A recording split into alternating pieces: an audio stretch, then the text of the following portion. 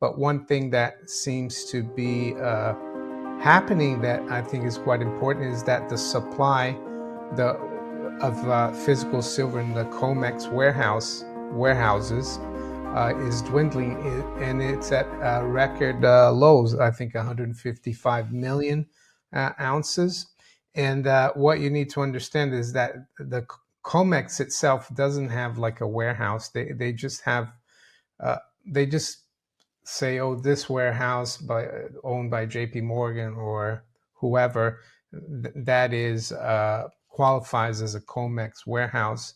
So I think that's an important aspect of things. And I've noticed as well, I don't know how it's developing right now, but that open interest in gold futures is dropping a lot. Open interest means that the higher the open interest, the more the public is involved in the market. So it looks like people are not getting as involved.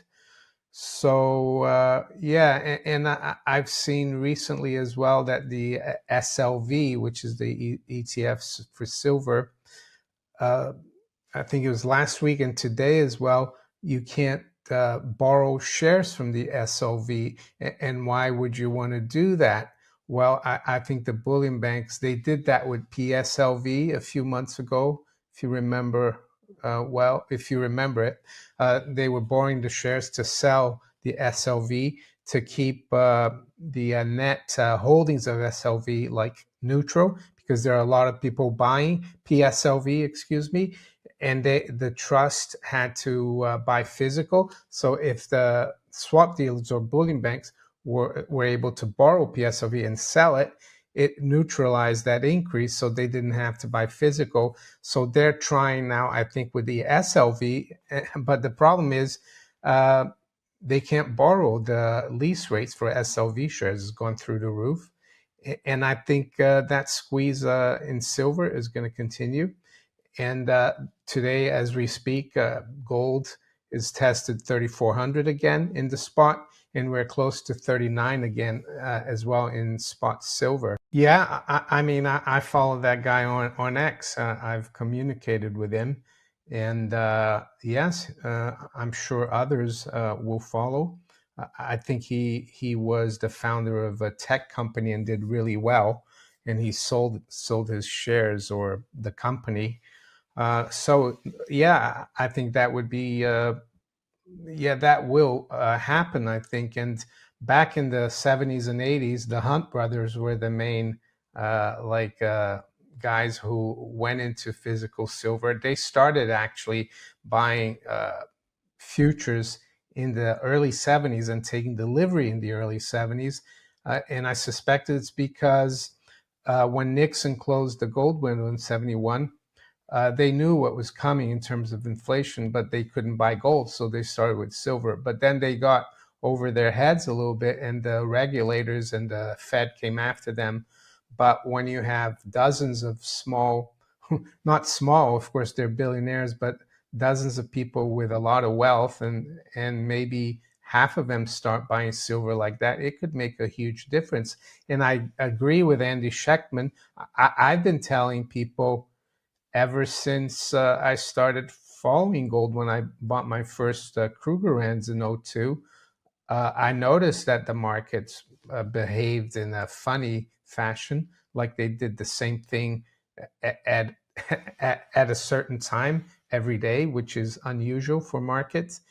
And then I discovered GATA, Gold Antitrust Action Committee, and Bill Murphy. And that's one of the things he said. Physical, you need physical, you need to take delivery. But on these exchanges like COMEX, yeah, unless you're a big fish, they're not going to like make it easy for you to take delivery. I think 2 or 3 years ago, Rafi Faber with a few other guys tried to take a delivery of one contract of silver, which is 5,000 ounce bar, and they made it so hard they had to give up in the end. So yeah, it's definitely the kryptonite, taking delivery, and I think it was one of the reasons why they created because the bankers are behind these ETFs. they created the gold ETF. I think it was '04, if I'm not mistaken, and they created SLV as well, because that makes people not go for physical, because people want convenience and they don't want the hassle of buying. For some reason, people are think it's a hassle to buy physical gold and silver, which I think is crazy, but that's what it does.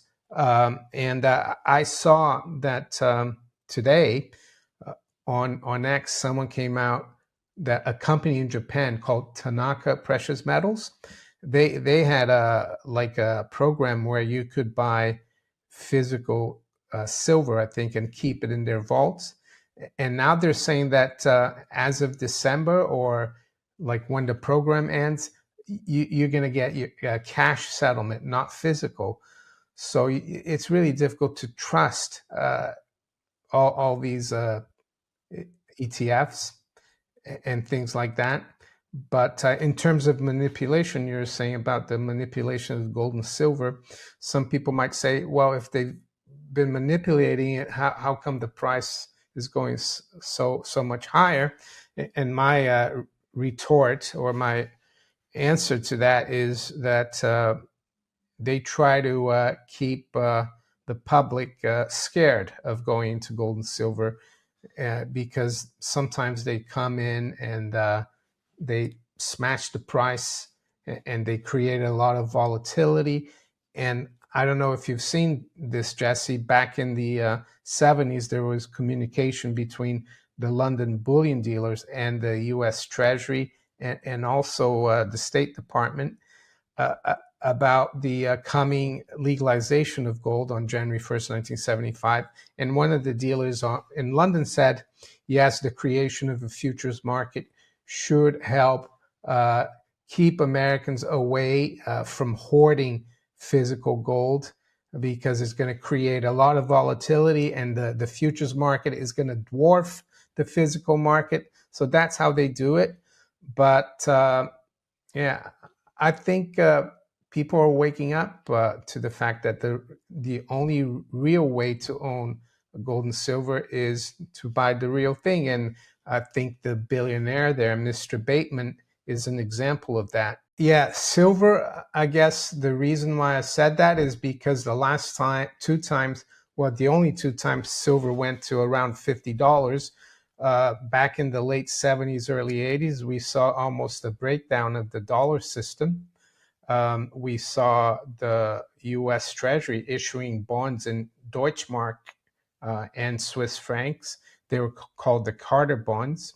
So that was like I think a signal that things weren't well, and silver, having been the money of the masses for thousands of years, reflected that. And the same thing, I guess, in 2011, we saw the European sovereign debt crisis in the countries of the south of the EU, like Portugal, Italy, Ireland, Greece, and Spain. I know Ireland is not in the south, but it was kind of in the same fiscal situation. And silver that year, when that crisis started, 2011, went to 50. So that's why I mentioned silver. The JGB market, that's the Japanese government bond. I've been covering it for years on my channel, that eventually all the debt and liquidity created by the Bank of Japan, and all the debt that's been taken by the government there, is going to come home to roost. We've been told by the Keynesians and mainstream economists that Japan has always been in a danger of deflation. But in the last 12 months, I think rice prices went up 100%. So the public, they're starting to feel the pinch. They know that deflation is really not there. And by deflation, I mean falling prices. I know that deflation is the collapse of the money supply, but things get confused a little bit. But now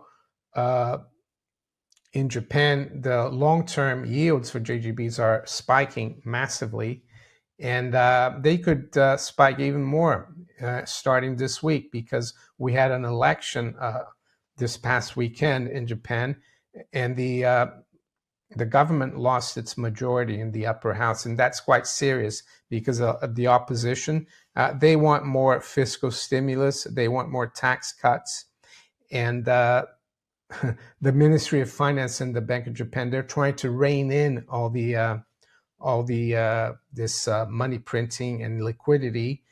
So this is throwing a spanner in the works. It could spook investors, and JGB yields could rise even further, and that